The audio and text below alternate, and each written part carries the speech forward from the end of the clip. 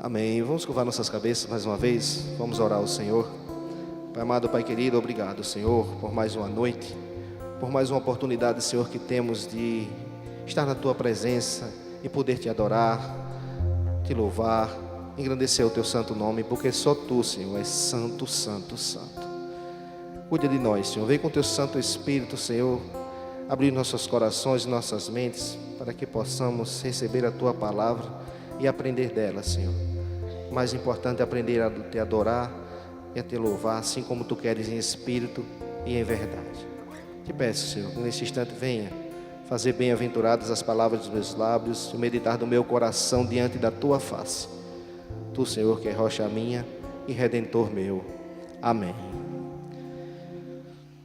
Vamos refazer a leitura do texto da palavra do Senhor, que se encontra na carta de Paulo aos Gálatas, no capítulo 2, versículos do 15 ao 21, que diz assim a poderosa palavra do Senhor: Nós, judeus por natureza e não pecadores dentre os gentios, sabendo contudo que o homem não é justificado por obras da lei, e sim mediante a fé em Jesus Cristo, também temos crido em Jesus Cristo para que fôssemos justificados pela fé em Cristo e não por obras da lei, pois por obras da lei ninguém será justificado.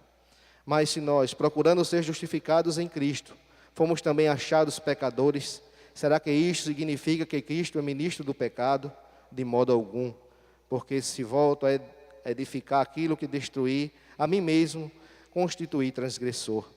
Porque eu, mediante a própria lei, morri para a lei, a fim de viver para Deus. Estou crucificado com Cristo. Logo, já não sou eu quem vivo, mas Cristo vive em mim. E esse viver que agora tenho na carne, vivo pela fé no Filho de Deus, que me amou e se entregou por mim. Não anulo a graça de Deus, pois, se a justiça é mediante a lei, segue-se que Cristo morreu em vão. Essas são as palavras do Senhor. Demos graças a Deus. Temos que entender, logo no contexto desse texto, que todos estamos debaixo do pecado, porém, somos justificados em Cristo. Este é o entendimento, já que abre todo o contexto desse texto, de sabermos que todos nós, todos sem exceção, estamos debaixo do pecado, mas fomos justificados em Cristo, pela sua obra redentora, pela sua morte na cruz. E de uma maneira geral, acredita-se que Paulo, ele visitou os Gálatas aí 2 vezes antes de escrever essa carta. Foi 2 vezes lá no povo de Gálatas, visitá-los antes de escrever essa carta. E durante sua ausência, entre uma visita e outra, vieram uns ensinadores da Palestina, que também eram conhecidos como judaizantes, que insistiam que esses crentes gentios não podiam ser verdadeiramente cristãos até que fossem circuncidados, afirmando também que os gálatas deveriam aderir à lei de Moisés. Então vieram com ensinamentos.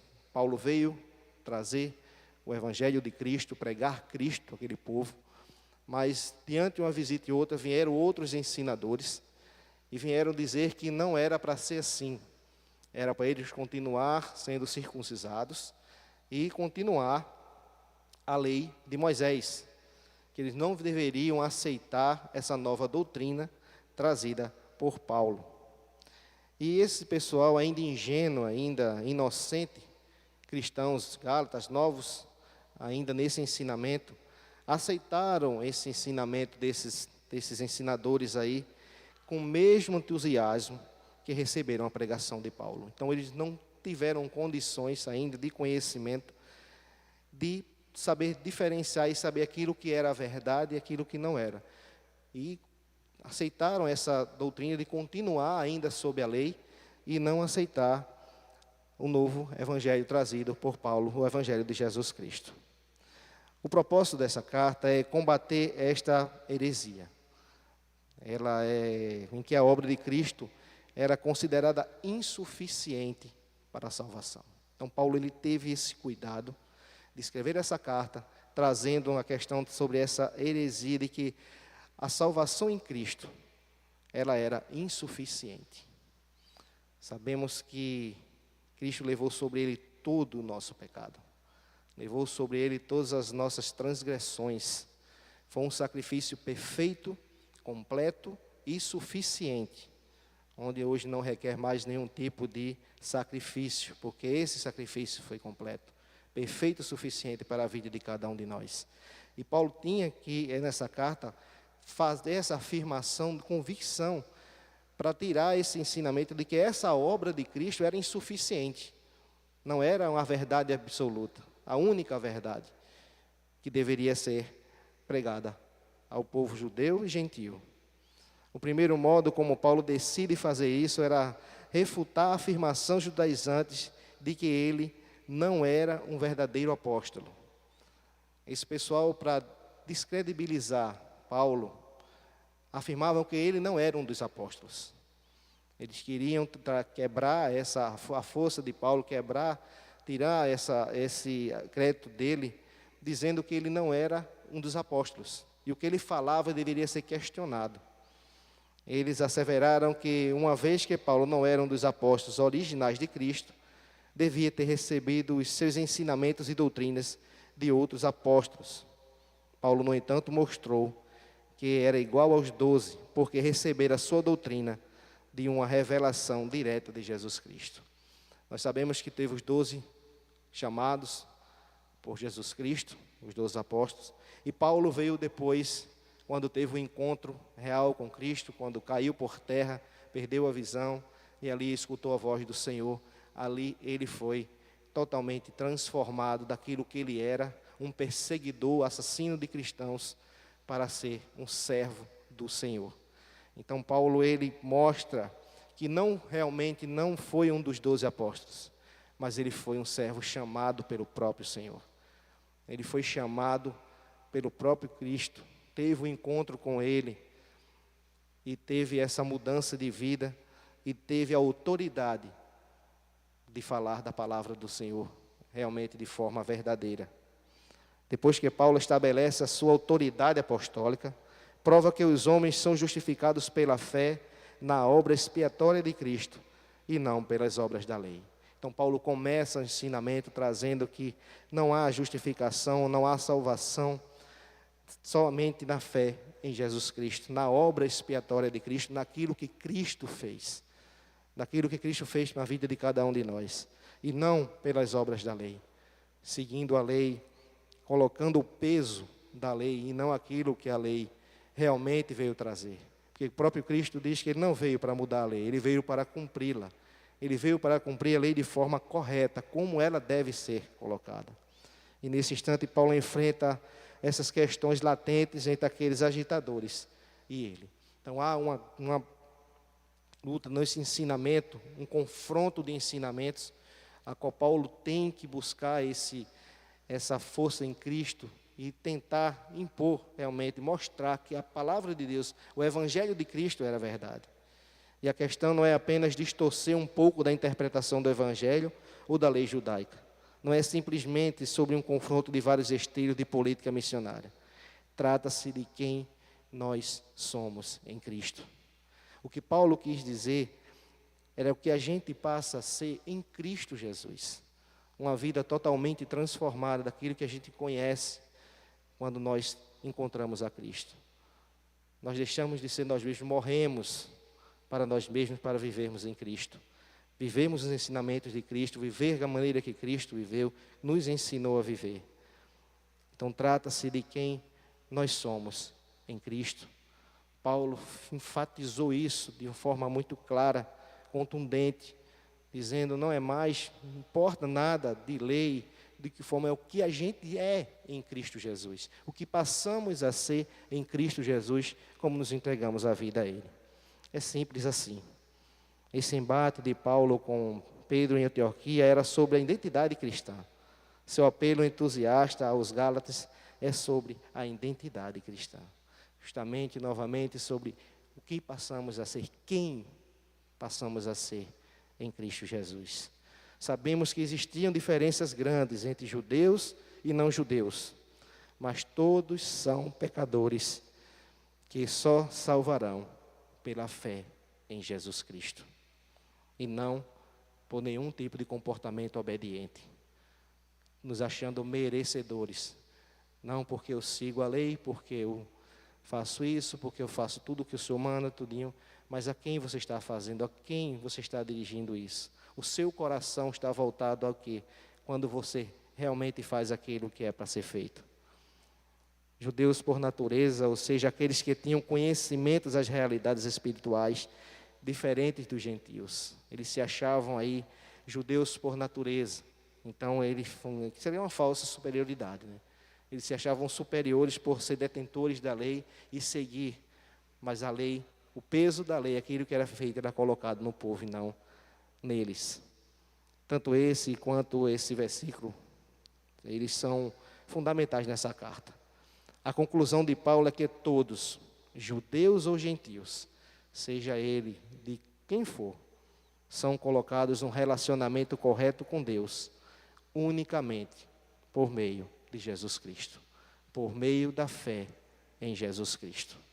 Isso é o que Paulo traz nesse texto, de trazer esse ensinamento, de dizer que não há salvação a não ser na fé em Jesus Cristo. Não há justificação em nenhuma atitude humana, nenhum algo que a gente possa fazer ou pensar, nada que venha de nós, a não ser de Cristo Jesus. Lá na carta de Paulo aos Efésios, no versículo 1 a 9, ele diz: Ele nos revelou o ministério da sua vontade segundo o seu propósito, que ele apresentou em Cristo, de fazer convergir nele, na dispensação da plenitude dos tempos, todas as coisas, tanto as do céu como as da terra.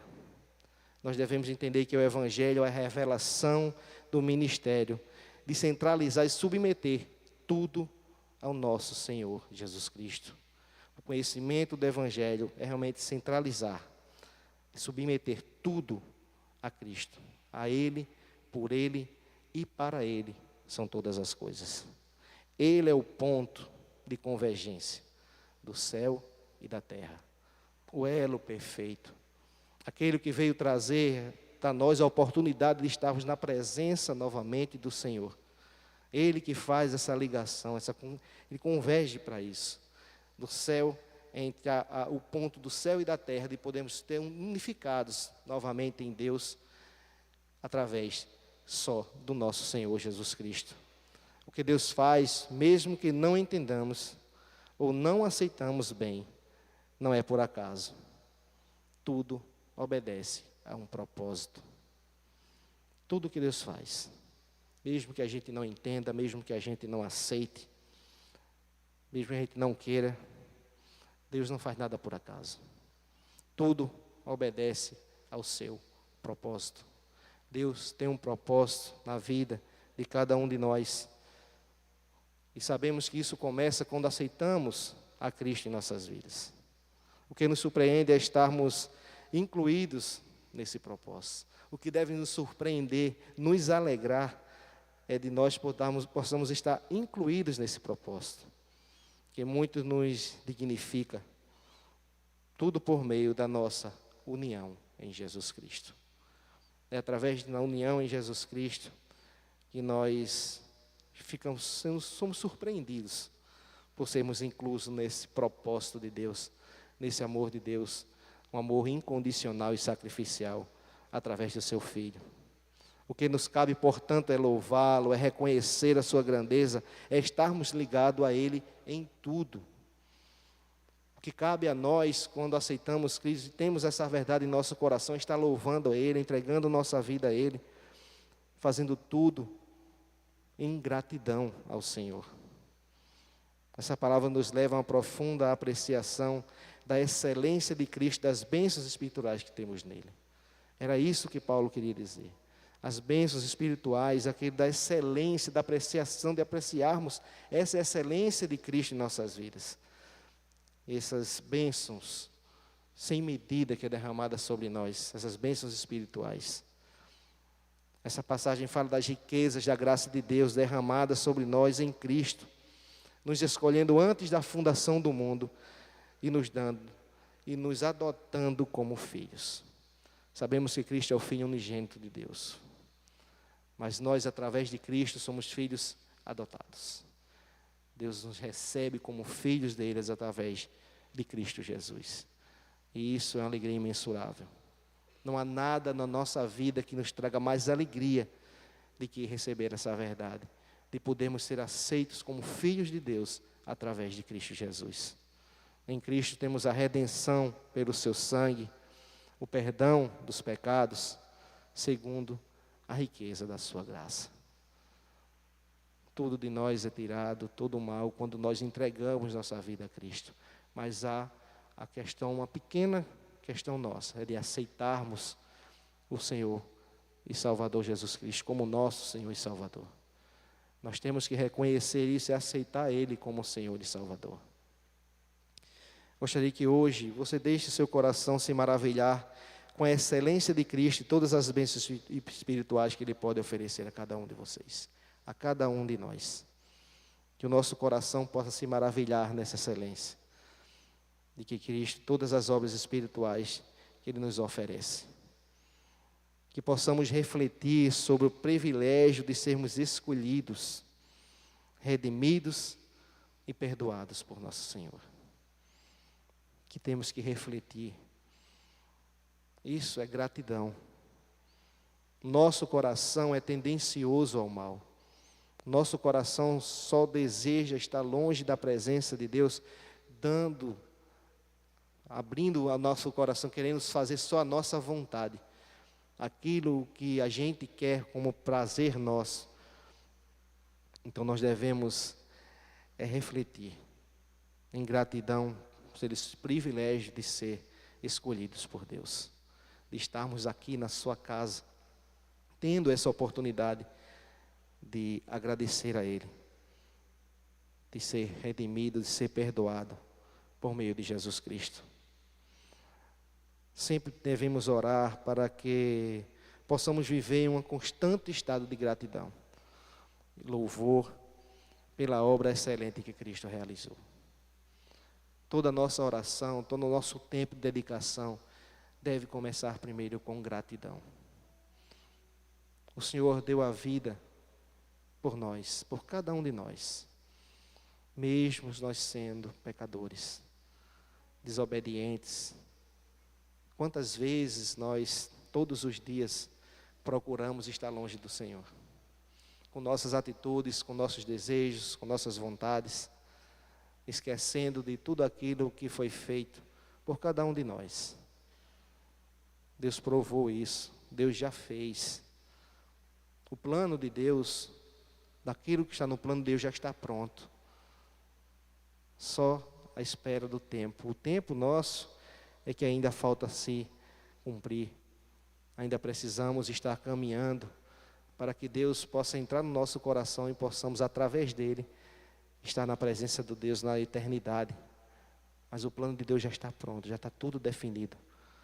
Ele já morreu pelos nossos pecados, Ele já deu a sua vida por nossas vidas. E isso é a certeza que nós temos, a alegria que nós temos no Evangelho do Senhor. Devemos agradecer pelas riquezas insondáveis que temos em Cristo. E que Ele nos ajude a compreender mais profundamente toda a excelência e a viver em gratidão e louvor continuamente em Jesus Cristo. Que nosso coração, independente de como a gente viva, de como a gente esteja, de como a gente passando por dificuldades, por lutas, o Senhor nos avisou sobre isso. No mundo tereis aflições, mas tenha bom ânimo, porque eu venci o mundo. Cristo já venceu o mundo por mim, por você, por todos nós. Ele venceu o mundo para que nós pudéssemos ter vida novamente em abundância, mas vida através dele. Como diz o versículo 20, logo, já não sou eu quem vive, mas Cristo vive em mim. É o que Paulo diz. E esse viver agora tenho na carne, vivo pela fé no Filho de Deus, que me amou e se entregou por mim. Que a gente possa estar com esse versículo no nosso coração. Sabemos que não somos nós mais que vivemos, é Cristo que vive em nós. Cristo nos alcançou, derramou seu amor por nossas vidas, por cada um de nós. e que a gente possa estar em gratidão a Ele, vivendo agora a vida em Cristo, para alcançarmos a eternidade na presença do Pai. Que Deus nos abençoe. Enquanto louvamos ao Senhor, possamos trazer os nossos pedidos